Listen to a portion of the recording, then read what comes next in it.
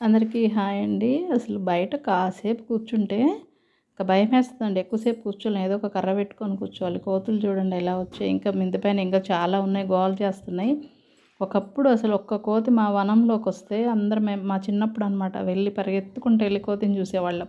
అది కనపడకపోయినా సరే అది కనిపించినట్టే ఫీల్ అయిపోయేవాళ్ళం. ఒక్క కోతిని చూడడానికి మేమంత సంబరం చేసేవాళ్ళం అనమాట. ఇప్పుడు ఈ కోతులతోటి అసలు తల పట్టేస్తుందండి మాకు. బయట కాసేపు కూర్చోనికి లేదు. ఒక మొక్క నాటుకోనికి లేదు. అన్నీ అసలు ఇల్లు పీకి పందిరేస్తున్నాయి అనమాట. ఇప్పుడు వీటి గురించి మేము ఈ గ్రిల్స్ అన్నీ పెట్టిస్తే, ఆ శూలాలవి పెట్టిస్తే వాటి మీద అవి ఇంకా భరతనాట్యమే చేస్తున్నాయి.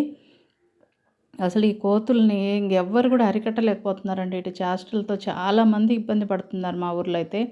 ఈ కోతులు ఇలా రాకుండా ఉండేలాగా మీకేదన్నా ఐడియా ఉంటే నాకైతే చెప్పండి. చాలా ఇబ్బంది పడుతున్నాం ఈ కోతులతోటి. అసలు బయట అసలు కూర్చోవాలన్నా భయమే. ఏదైనా డోర్ అట్లా ఓపెన్ చేసి ఉంచాలన్నా భయమే. ఇంక అట్లా విపరీతంగా వస్తాయన్నమాట. బెదిరిస్తుంటాయి వచ్చి కూడా అవి మమ్మల్ని.